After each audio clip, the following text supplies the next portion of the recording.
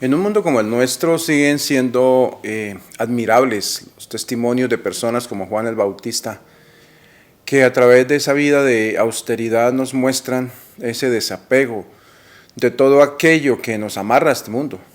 Al final, esos apegos nos hacen pensar y nos hacen soñar en un mundo donde no necesitemos de ellos. Y ese fue el mundo que vivió Juan el Bautista, del cual estamos hoy celebrando su nacimiento.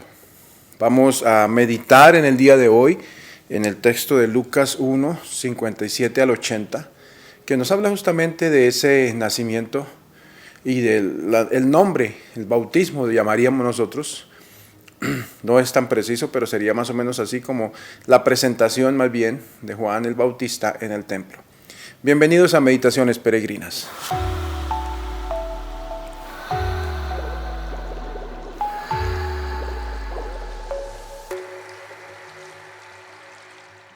Vamos con el texto Lucas 1, 57 al 66 y 80.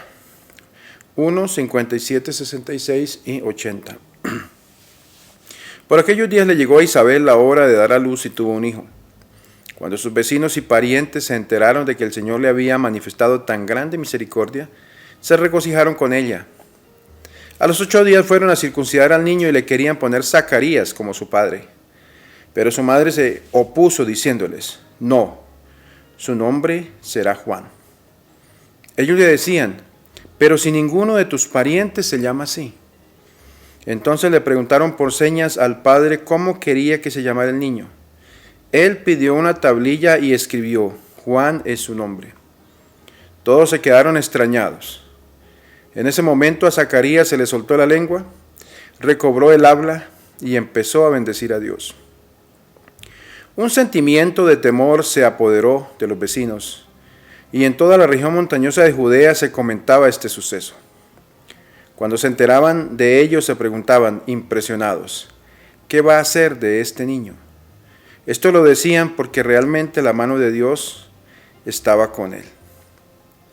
El niño se iba desarrollando físicamente y su espíritu se iba fortaleciendo.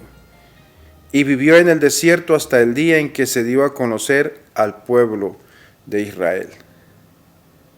Palabra del Señor. Gloria a ti, Señor Jesús.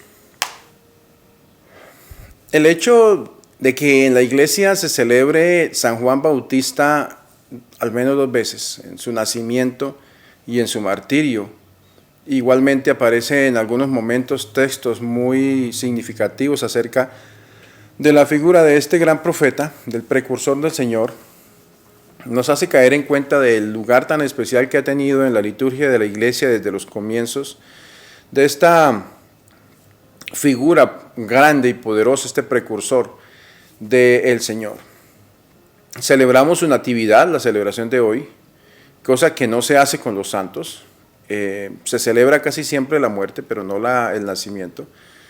Generalmente la muerte o el martirio es considerado el nacimiento para la gloria de Dios, por eso se celebra. Pero en el caso de Juan Bautista se celebran los dos, el nacimiento de hoy y el martirio, celebración del 29 de agosto, cuando Juan el Bautista es degollado. La vida de Juan Bautista fue tan atrayente para la primera comunidad cristiana que incluso muchos de los discípulos de Jesús terminaron allí siendo primero discípulos de Juan el Bautista. Y en la historia se extendió muy en la iconografía, en la época, esa imagen, esa figura del Bautista, ¿sí? Esa figura de aquel hombre grande, precursor del Señor. La vida cristiana, al comienzo, también tuvo en gran aprecio todo lo que significaba Juan el Bautista en el camino de la iglesia primitiva. Y sabemos por la historia que muchos discípulos de Juan el Bautista mantuvieron ese fervor por San Juan hasta bien adelante en la historia de la iglesia. San Juan tenía una personalidad muy especial, era un hombre recio, un hombre austero, era un hombre del desierto, ¿sí? Un hombre que fue capaz de vivir en el desierto y que fue forjado por la misma naturaleza y su dureza. La dureza de la naturaleza le enseñó a él a vivir y a enfrentarse a esa naturaleza, pero también la vida sobria que él llevaba. Pienso que esa vida es para cada uno de nosotros un aliciente para pensar que siempre se puede luchar contra las mismas deseos de la alimentación, por ejemplo, del lujo y del boato, cosas con las que siempre luchó Juan el Bautista y que claramente nos las presenta también el Evangelio de hoy. Nos empieza a mostrar ese hombre sabio y fuerte que de una u otra forma se convirtió para la primera comunidad cristiana en un gran profeta. Se vestía con su piel de camello, como lo dice el texto bíblico, se alimentaba de miel silvestre y de saltamontes. Parece que es una vida de disciplina que nos recuerda a aquella vida austera, pero también muy aferrada en lo espiritual de los esenios, que fue una gran primera comunidad que existió en esa época. Pienso que vale la pena, si queremos conocer un poco más de austeridad, entrar a conocer un tanto lo que significaron los esenios en la vida de la iglesia primitiva y cómo de ellos también aprendieron muchos padres de la iglesia a vivir en esa experiencia de vida entregada. La valentía de Juan el Bautista llegaba muy hondo, digamos así, en la historia del pueblo, al punto que no sentía ningún temor de echarle en cara a Herodes el testimonio de vida mala que estaba llevando, al punto que le costó la vida. Esto muestra en cierta manera esa personalidad de Juan el Bautista, un hombre recio, un hombre austero, un hombre valiente. Eso fue justamente Juan el Bautista. Hay dos aspectos que vale la pena resaltar de la experiencia y de la vida de él. Primero, esa costumbre que él tomó de hacer el bautismo como un medio para la remisión de los pecados. Predicaba, administraba, y esa agua del río se convertía en una manera de invitar a la gente al arrepentimiento de los pecados, a una vida nueva. Los invitaba a la conversión a través de este signo del agua. El bautismo de Juan era un signo religioso que se usaba desde antes y que era usado en otras religiones, pero Juan estaba haciendo de este signo un signo muy especial, con el cual invitaba a la comunidad cercana a que inminentemente se acercaba el cambio, el momento especial para estar preparados, y por eso para él fue un gran signo el de bautizar a las personas que lo escuchaban. Muchos de aquellos que lo escucharon se hicieron bautizar, incluso sabemos que Jesús se hizo bautizar por Juan, y sabemos nosotros que también para Jesús y para Juan tenía claro que ese momento fue un momento especial en la historia en el cual Jesús iniciaba con este signo bautismal ese camino de redención para la humanidad. Pero otro aspecto que también podemos resaltar de Juan el Bautista y que por mucho tiempo acompañó a la comunidad cristiana es que él se encargó de mostrarnos el Mesías, ¿sí?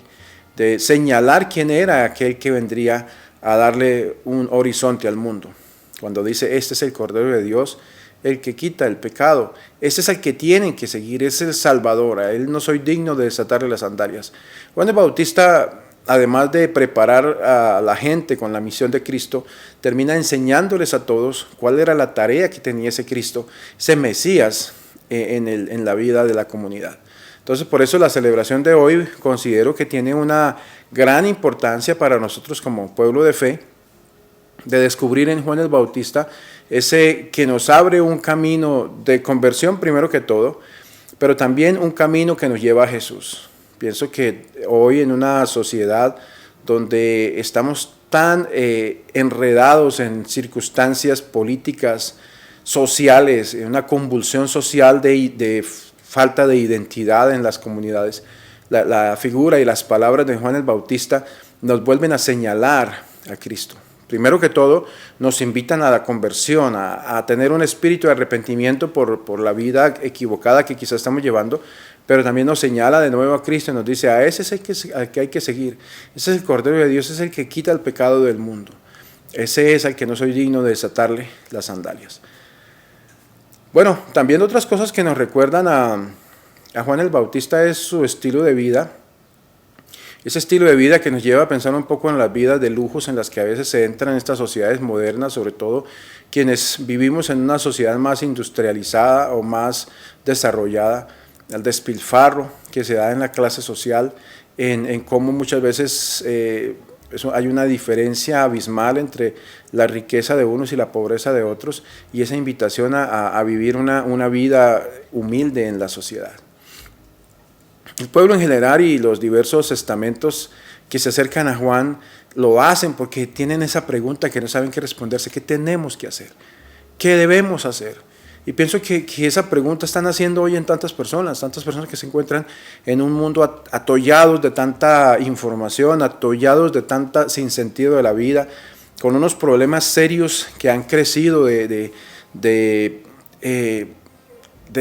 un sinsentido de la vida que ha llevado a la gente a vivir en depresión, a vivir en una vida de no querer vivir. Pienso que es como si le estuviéramos diciendo, o le estuviera diciendo cada una de estas personas a Juan el Bautista: ¿qué debo hacer? ¿Qué tengo que hacer? Juan el Bautista era claro, y lógico, esa claridad no le gustaba a muchos. No le gustó al rey Herodes, que precisamente por eso lo mató, pero al fin y al cabo se necesitan esas voces como la de Juan el Bautista. Pedimos al Señor que en esta jornada en que recordamos el nacimiento de Juan, también sea la oportunidad para que vivamos en nuestra vida propia, en nuestro propio ser de cristianos, esa pregunta delante de Juan el Bautista, pero también ante el Señor: Señor, ¿qué debo hacer para aprender a seguirte? ¿Qué debo hacer para que mi conversión sea un camino que inicie en mi vida y me lleve hasta ti? ¿Y qué debo hacer para que yo descubra realmente que ese que señaló Juan el Bautista eres tú, a quien debo seguir, el Cordero de Dios que quita el pecado del mundo? Démosle gracias al Señor por la oportunidad de este momento de encuentro a través de la meditación de la mañana o del día, la meditación del día. Y pidámosle que nos acompañe su bendición a lo largo de la jornada. En el nombre del Padre, del Hijo y del Espíritu Santo. Amén. Feliz día.